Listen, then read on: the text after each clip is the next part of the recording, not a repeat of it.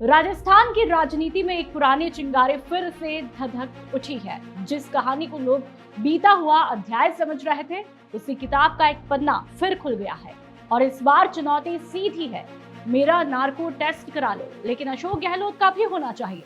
यानी अब राजनीति में फिर वही सवाल गूंज रहा है, किसके दामन में दाग है और किसकी झोली साफ है। नमस्कार, मैं हूं नुपुर जारोली लोढ़ा और आप देख रहे हैं पीके टाइम्स।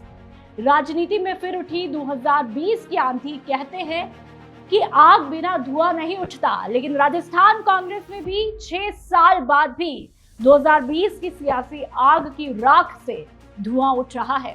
पूर्व मंत्री और कांग्रेस नेता यानी कि रमेश मीणा ने पूर्व मुख्यमंत्री अशोक गहलोत को खुली चुनौती दे दी है। रमेश मीणा ने कहा कि अगर किसी के पास में सबूत है कि मैंने 2020 की बगावत के दौरान 10 करोड़ रुपए लिए थे तो मेरा नार्को टेस्ट करवाइए। लेकिन नार्को टेस्ट सिर्फ मेरा नहीं, गहलोत साहब का भी होना चाहिए। यानी अब मामला उल्टा चोर कोतवाल को डांटे वाले अंदाज में पलटवार तक पहुंच चुका है।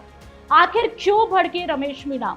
दरअसल आपको बता दें, हाल ही में गहलोत खेमे की तरफ से फिर यह आरोप उछाला गया कि 2020 में सचिन पायलट के साथ गए विधायकों ने सरकार गिराने के लिए 10-10 करोड़ रुपए की एडवांस रकम ली थी।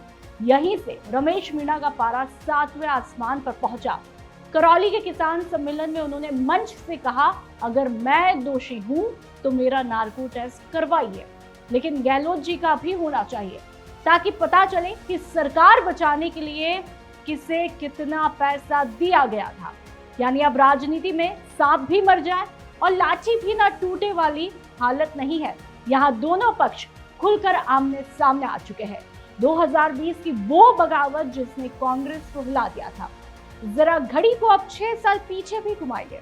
साल 2020 राजस्थान कांग्रेस में सब कुछ सामान्य दिख रहा था, लेकिन अचानक तत्कालीन उप मुख्यमंत्री यानी कि सचिन पायलट अपने समर्थक विधायकों के साथ में अलग हो गए। सरकार पर संकट आया, होटल पॉलिटिक्स शुरू हुई, विधायकों की बाड़ेबंदी हुई, दिल्ली से लेकर जयपुर तक सियासी हलचल हुई और ऐसा लगा कि कांग्रेस सरकार की नाव मझधार में फंस गई। हालांकि बाद में कांग्रेस आलाकमान के हस्तक्षेप से मामला पूरी तरह शांत हुआ, लेकिन उस बगावत के घाव शायद आज भी पूरी तरह भरे नहीं है। गहलोत पर भी साधा निशाना। रमेश मीणा सिर्फ आरोपों का जवाब देकर यहां पर नहीं रुकते, उन्होंने गहलोत के पूरे राजनीतिक रिकॉर्ड पर सवाल उठा दिए। उन्होंने कहा कि गहलोत 3 बार मुख्यमंत्री बने, लेकिन उनके नेतृत्व में कांग्रेस को चुनावों में हार का सामना करना पड़ा। यानी अब लड़ाई सिर्फ 2020 के आरोपों तक ही सीमित नहीं रही, ये लड़ाई कांग्रेस के अंदर नेतृत्व और विरासत की भी बनती दिखाई दे रही है। रमेश मीणा ने कांग्रेस सांसद यानी कि राहुल गांधी को भी नसीहत दे डाली। उन्होंने कहा कि राहुल गांधी को चाटुकारों से बचना चाहिए और जमीन पर काम करने वाले कार्यकर्ताओं पर भरोसा भी करना चाहिए। यानी संदेश साफ है, कांग्रेस के भीतर सिर्फ सत्ता की नहीं, सलाहकारों की लड़ाई भी जारी है। तो सवाल बड़ा है, क्या 2020 का सियासी संकट अभी भी कांग्रेस का पीछा नहीं छोड़ रहा?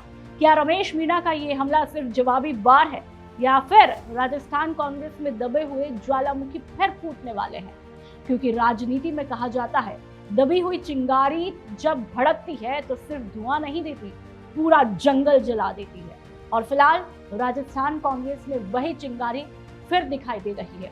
आपकी क्या कुछ राय है? क्या 2020 के आरोपों की सच्चाई सामने आनी चाहिए? कमेंट करके जरूर बताइएगा।